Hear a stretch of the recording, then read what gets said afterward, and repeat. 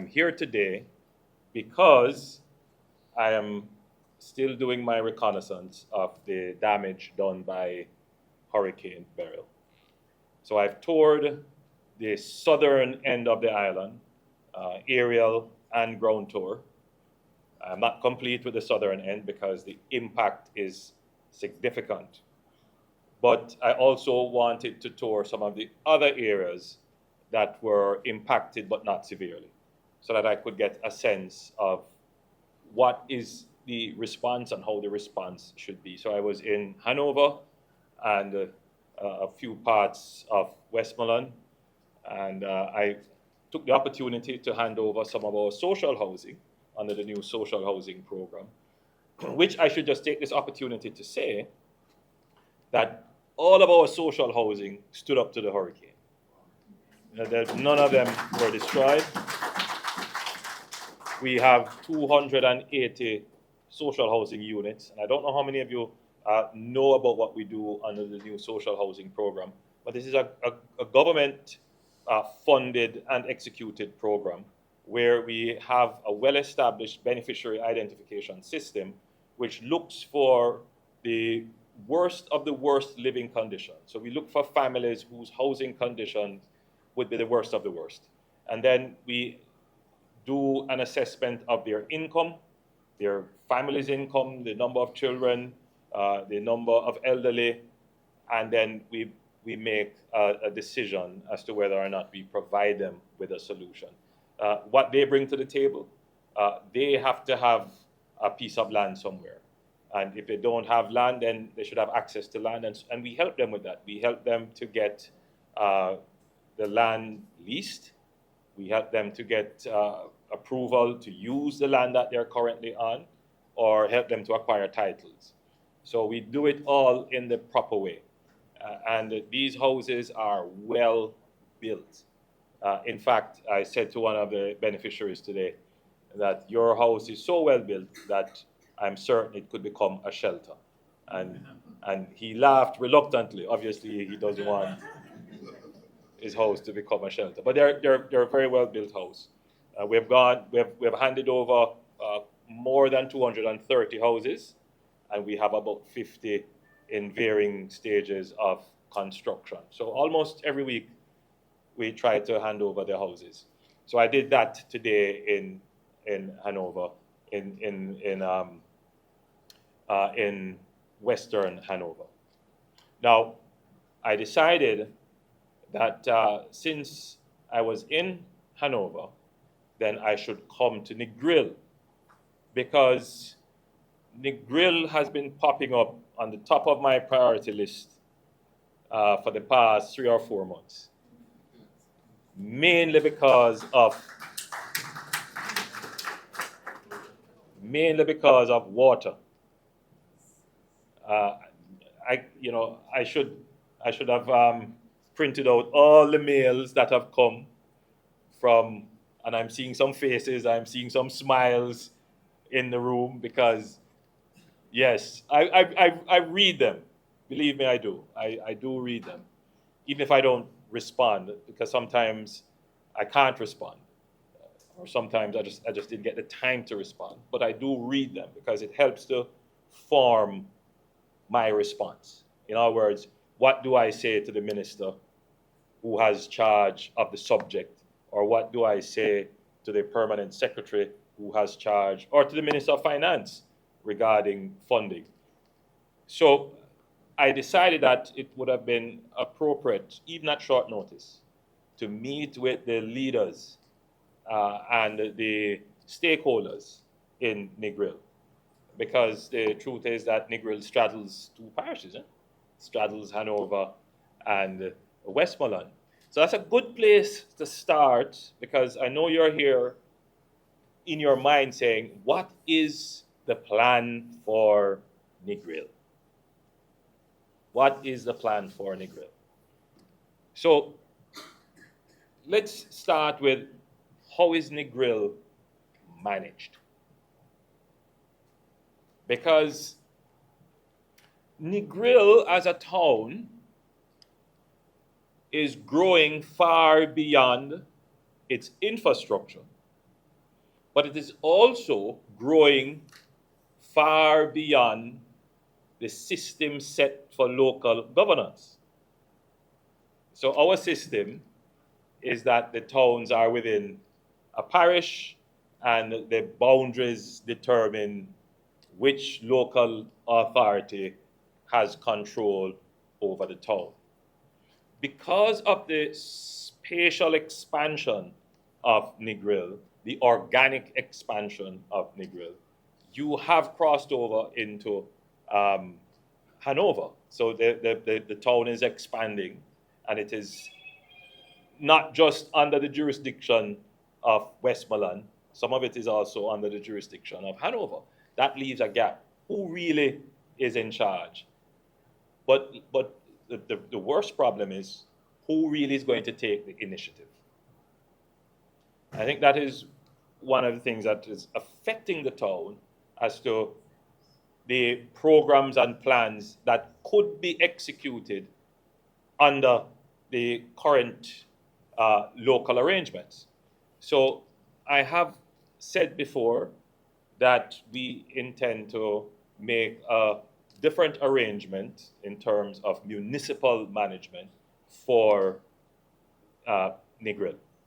So we have to do that necessary exercise of the consultation with the stakeholders, and then do the necessary legislative changes to actually give Negril its own municipal authority, its own municipal character.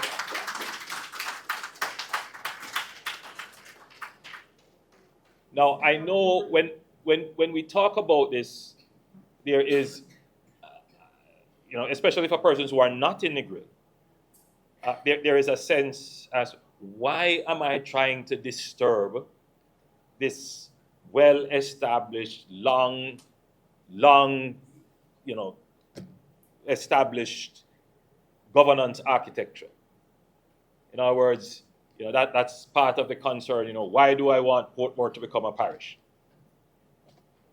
Without paying attention to the fact that towns, cities have to be managed.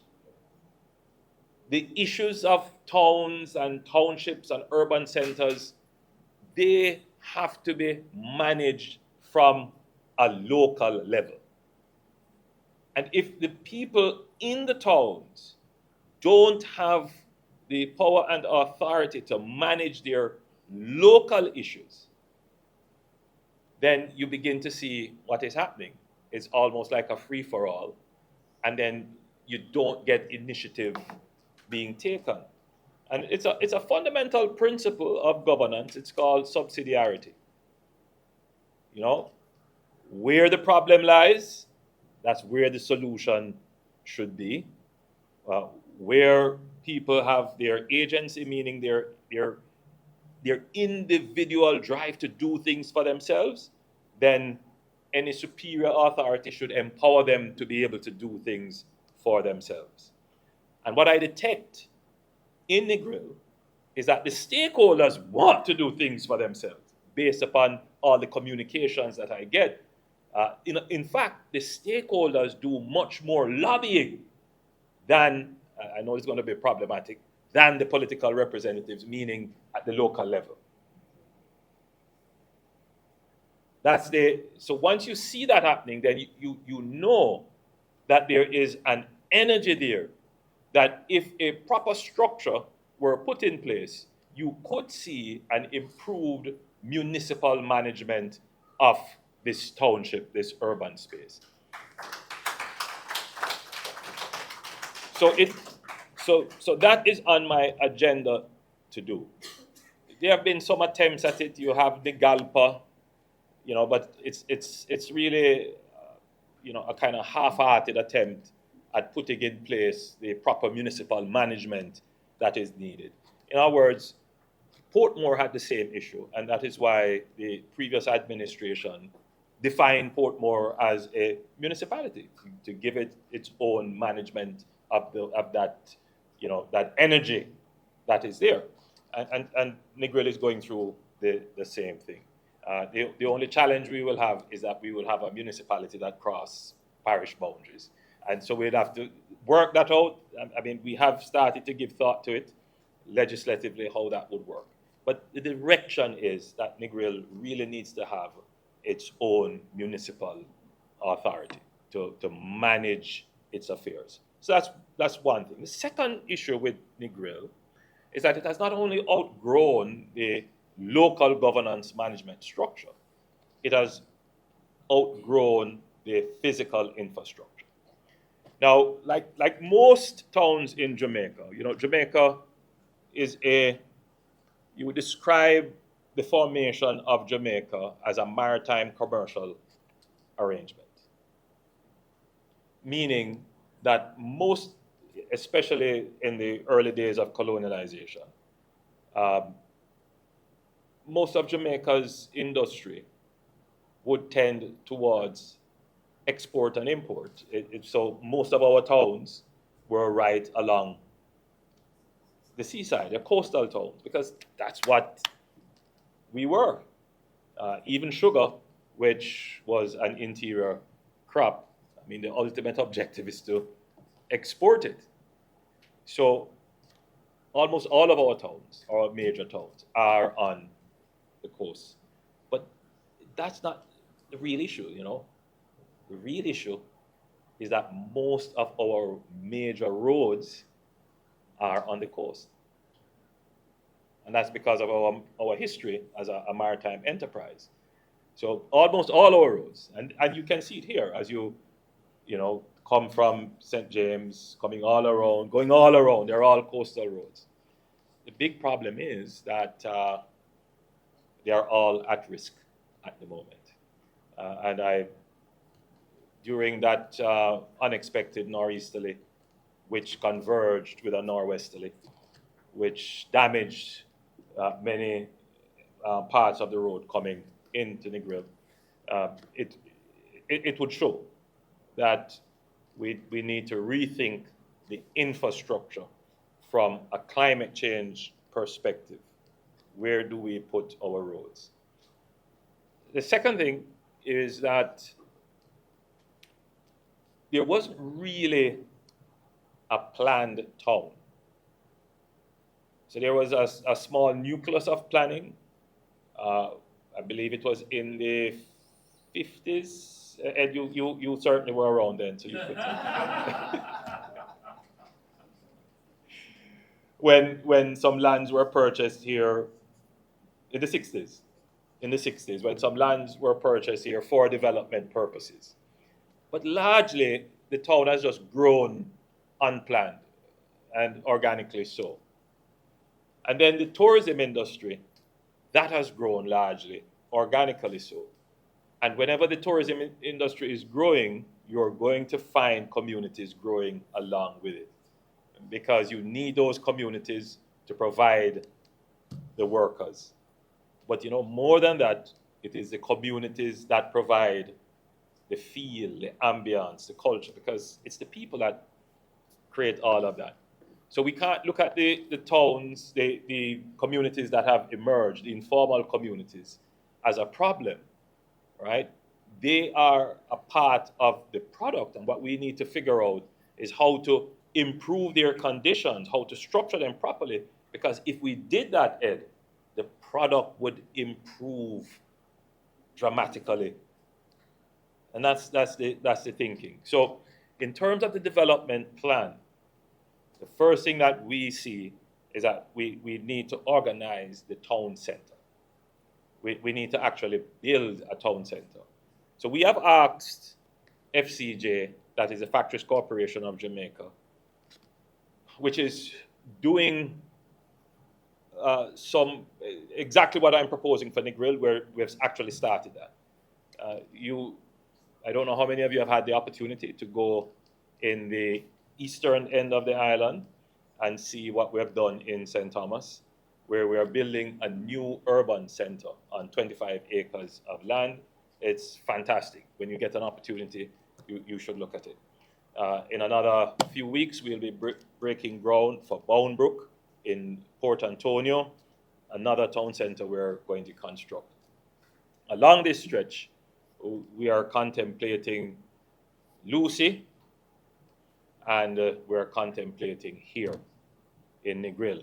So we have identified a piece of land that's between the police station and the gas station, I believe it is. That's correct. I forget the name of the road. Non-Parial. Numprel. I know the people from Westmoreland. Yes, I believe it's about 40 acres of land. Some of it is informally settled, and that's a whole knot to untie. But we have the expertise in doing that. So one of the reasons why I'm here is to kind of put you on notice that the process of consultation towards these grand objectives, and I've named three of them. First is your new municipal arrangement. The second is the rebuilding and relocation of major infrastructure like your roadway. And then third, the building of the town center. There is the fourth objective, which is to regularize and improve communities. That will also be undertaken. Now, I'm coming to water. You would include water under infrastructure, but I'm going to deal with water separately. Now, these changes don't happen overnight. And in a liberal democracy like ours, for some people, they might interpret change as they are losing, and they have a right to object to change. And the only way to treat with that is to have a process of engagement, a process of consultation, where the fear of change can be properly dealt with. So everyone who has a concern that this is going to change and it is going to take away my livelihood, or I'm going to be deprived of where I used to live, or the way I used to do business, I can't do it anymore. All of these are legitimate questions, and we can't force people into change. And in fact, what we really want to do is to get people to voluntarily comply with change. But we have to show them what the vision is. People have to be able to buy into the vision. So I'm putting everyone on notice that we are going to start an intensive program of discussing what is the future of my Negril. Right? Now, it can't just be what I think. It has to be what the stakeholders and the citizens and everyone who has an interest in Negril to at least have their say. But you know what? We don't want to have analysis paralysis, because we're famous for that we just talk, and nothing happens. And this is the most frustrating thing, because there's a lot of talk in government and a lot of processes and systems. And what I'm finding in government is that people are more interested in the form of how things are done rather than the function of things. So there's a lot of attention paid to form rather than efficiency. Now, that's the nature of a bureaucracy. I mean, the definition of a bureaucracy is that you get things achieved and done by following a particular format. But let's make that format efficient. Let's make it quick. And for us, however, sometimes we tend to believe that the longer it takes, the better it is done. And that's obviously not the case. So, yes, we will have consultations, but it's not going to be everlasting. And you will note that every major project that the government is undertaking, we have consultations involved. So we have launched the largest road program in the history of Jamaica, the Spark program. And every community, every constituency must conduct consultations. to help to determine the road priorities. So any large project that we're doing, a part of it must be to come to you, the people, and you have your opportunity to tear it up and put it back together again. But not an extended forever. It's set within a limited period of time, sufficient for everybody's voice to be heard, sufficient for us to process what you have said, and then we come back to you and say, based upon what everybody has said, based upon the fears, based upon the concerns, here is the final plan. Right? So that I want to give you that assurance that whatever we do, you are going to be an integral part of it, because that is the nature of living in a liberal democracy, which is Jamaica, a liberal democracy. Now, let me turn to water. I gather now that the situation has improved. Is that the case? Well,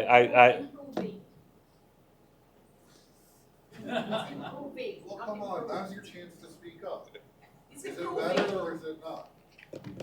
Tell them if It it's got better not. until the hurricane, and then it got worse again. Yes. Well, it's back. It's back again. But it's back, right? Yeah. And it's better than before. The pressure is much higher and all that. So look, I get it, right? You'll never tell a politician that it's great. You can't do that. You can't do that, and I understand that. But, so, look, I'm asking, but I monitor, so I do know what the situation is. They give me a report. What I'm doing is trying to reconcile my report with the feedback, all right? So, satisfaction is a very difficult thing to gauge. I mean, you might have water in your pipe, but you're just not satisfied. There might be other issues. It might be intermittent.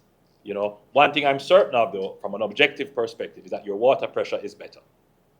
Right? So that's one objective way to look at the improvement in the water supply. So let's talk about water a few more minutes. Firstly, there are enough water sources in this area and in proximity to the area to supply Negril's need for now and the foreseeable future.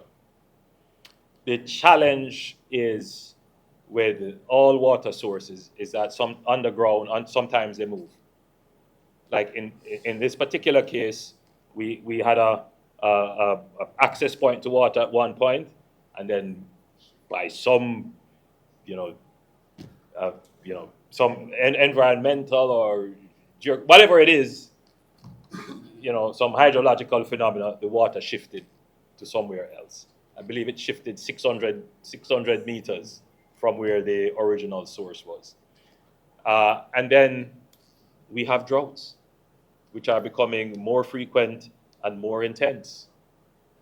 And then the real big problem, in my opinion, is that the systems that were built were not built to carry the level of use that is demanded of it today. That's just the bottom line. Those systems were built 40 to 50 years ago.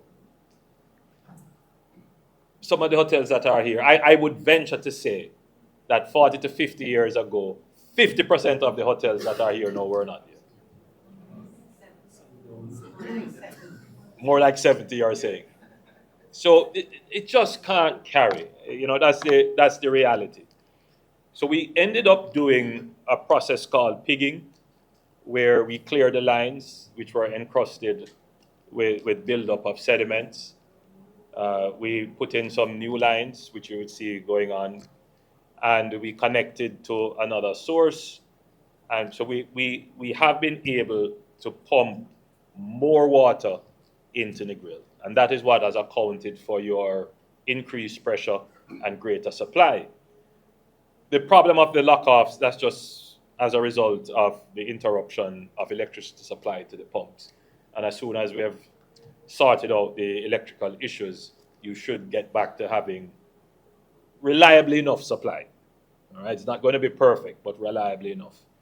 But you would have noted that we have approved our $100 million US dollar program to put in an entirely new pipeline and a new water distribution backbone for the entire North Coast, because the problem is not just Negril, it's the entire North Coast. So we have made the capital investment for that. So in another 2 years, you will have reliable supply, and it is future-proof for another 50 years based upon the sizing that we have done and the projections of capacity and so forth. Now, that is an example of your government at work, and we have moved as quickly as we could to make this kind of allocation and investment possible. And we are doing it without borrowing, which is absolutely important. I want to talk a little bit about security, because that is a perennial challenge. I'll say this, Ed, I know our guests are safe. Because when I come to Negril, I see more than any other town, except maybe for Port Antonio, but even more than Port Antonio, I see our guests integrated. That's the best word to use. Integrated into the mix of things in Negril. And it tells you this is a tourist town. You know, this is the people here understand tourism. So I have no doubt about the safety and welcome and hospitality that our guests receive. But, you know, security is about everyone. And some of our citizens don't feel safe. And that is because of the entrenchment of gangs in this part of the island. And the challenge with gangs is that they integrate themselves into every element of community. And they find ways to undermine law and order. And then they create their own force for evil, which ends up sometimes you have a kind of, innocent people who have nothing to do with the gang activities being caught up. So the police has taken a strategic approach to dealing with the gangs. We have used the anti-gang legislation, and all of the gangs, I'll be very frank with you, every gang, our intelligence entities are at work. And I gather that one of the major gang kingpins in this region, that he was, he's before the court, and I believe that he was convicted, my understanding, and will be sentenced shortly. And we will continue to bring them before the court one by one until we dismantle all the gangs. There is also, I am aware, issues to do with public order within not just Negril, but in SAV as well. And the directives have been given that we must improve public order. We don't have the full complement and enough manpower in this area because, particularly for Negril, you have a very active nightlife. And so, wherever there is a very active nightlife, you want to have more police presence, because that's the only way you can guarantee security, by having more presence, particularly in these areas. So these are things that we are looking to see how we can improve. So I think I've given a kind of general overview. If I've left anything out, I'll pick them up in the questions that I'm certain will follow. But you have been a wonderful audience. I've had your attention. Thank you so much.